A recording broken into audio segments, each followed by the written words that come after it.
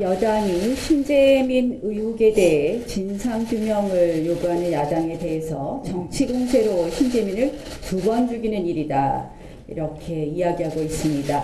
한마디로 적반하장의 주장이다, 이렇게 말씀드리겠습니다. 청와대와 여당이 사실상 그동안 메시지를 가리기 위해 메신저들을 속이 나쁜 놈의 프레임에 씌우는 그런 간계를 그동안 써왔습니다. 정말 이 간계를 집단적, 무차별적으로 써왔습니다. 그러다가 신재민 전 사무관이 극단적인 시도를 하자 이번에는 더 이상 진실 파악의 시도가 공익제보자의 인권을 침해한다고 이야기하고 있습니다. 공익제보자의 인권 침해를 누가 했는지 묻고 싶습니다. 그런 논리라면 공익제보자인 신재민 전 사무관에 대해서 고소를 철회하는 것이 우선일 것입니다. 고소를 철회하고 진실을 밝히자는 최소한의 주장인 관련 상임이나 청문회에 응하는 것이 당연히 여당이 해야 될 기본 도리이고, 그것이 바로 공익제보자의 인격을 지켜주는 일이라는 것을 명심해야 할 것입니다. 김태우 수사관이 제기한 각종 의혹에 대해서는 지난 31일 운영위를 통해서 우리는 차고 넘치는 증거를 모두 수집했습니다. 예컨대 공무원 불법 사찰 문제는 조국 수석이 이미 운영위에서 자인하고 말았습니다. 뭐라고 이야기했느냐? 품위 유지 의무가 공무원들에게 있기 때문에 사생활 문제가 있으면 해당 기관에 통보를 했다라고 이야기했습니다. 아무리 동의서를 작성했다고 하더라도 강제조사인 디지털 포렌식이 을 한다는 것 자체가 이미 업무 범위를 넘어선 범죄 요건을 충족한다고 할 터인데, 그 후 사생활이 나오면 이를 덮어두는 것이 아니라 해당 기관에 통보했다는 것은 이미 불법적인 공무원 사찰을 했다는 것을 자인한 것입니다. 또한 오늘자 언론 보도에 의하면 청와대 민정수석실 산하 민정비서관이 작년 9월 세월호 사고 당시 구두경고를 받은 해양경찰청 소속 간부를 정부 포상 후보에서 제외시키고 이 간부를 추천한 해경의 상원 담당 직원의 컴퓨터, 휴대전화까지 조사한 것으로 나타났습니다. 한마디로 대통령 친인척 관리를 해야 될 민정비서관실이 부처 상호 문제까지 관여한 것으로 명백한 권한 남용입니다. 이것을 민정수석이 알았는데도 했다면 직권 남용일 것이고, 몰랐다면 무능이라 할 것입니다. 이 정부 청와대의 전방위 사찰, 조작이 모두 사실로 밝혀지고 있습니다. 그런데도 대통령께서는 지난 금요일 자유한국당이 보낸 서한에 대해서 묵묵부답하고 있습니다. 오히려 분위기 전환을 위한 총선용 참모진 개편을 하겠다라고 이야기하고 있습니다. 지금 필요한 것은 총선용 참모진 개편이 아니라 이 건 사찰 그리고 조작에 대한 문책용, 견책용 인사 개편이 필요하다는 말씀을 드리고 싶습니다. 덮는다고 덮어질 사안이 아닙니다. 민정 라인에 대한 문책이 없다면 이 정부는 최소한의 양심이 없는 것일 겁니다. 광화문 소동을 보면서 저는 위선 정부의 또 다른 민낯을 보는 것 같아서 씁쓸하다는 말씀을 드립니다. 어찌 보면 그럴 줄 알았다라는 것이 당연한 반응일 것입니다.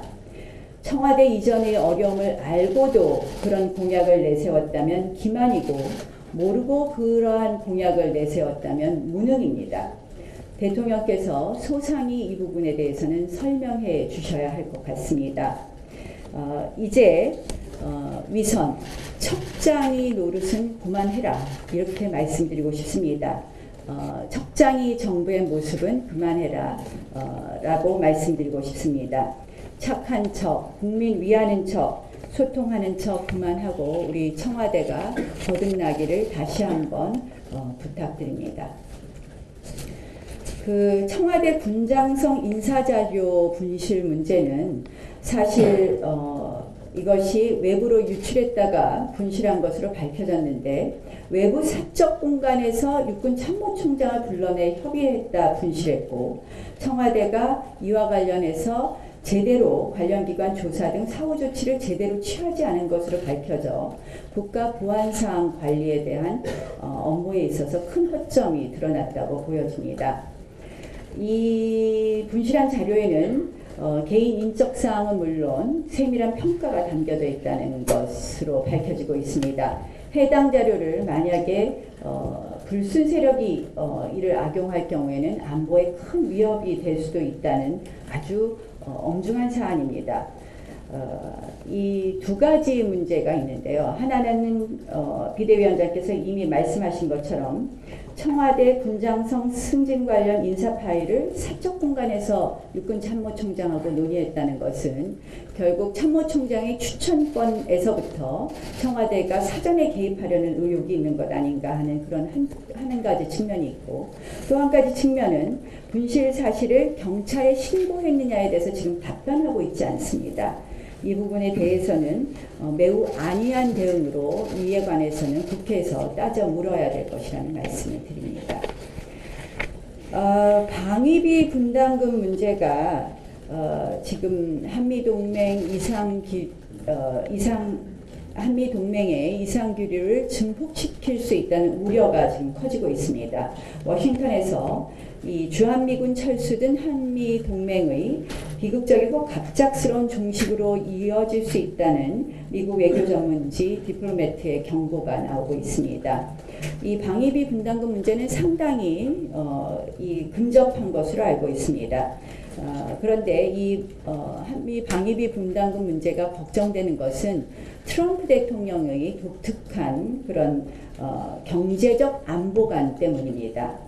따라서 한국이 결국 이 부분에 대해서 한국 정부가 남북 관계에만 집중하고 한미 동맹에 적극 나서지 않는 이유 때문에 여기에 대해서 소홀한 것 아닌가 하는 기우가 있습니다.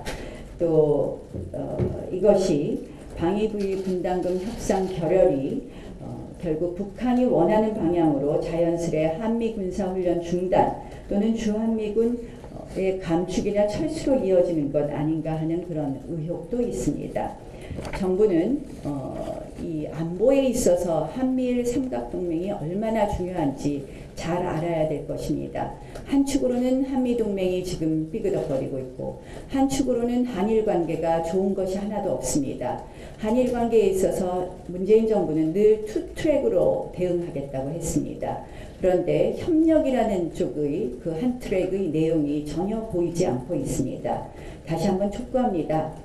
방위비 협상 조속히 마무리하고 이 한미일 삼각 안보 동맹에 대해서 결코 가벼이 하지 않고 신중하게 조심스럽게 다루어 줄 것을 다시 한번 촉구합니다.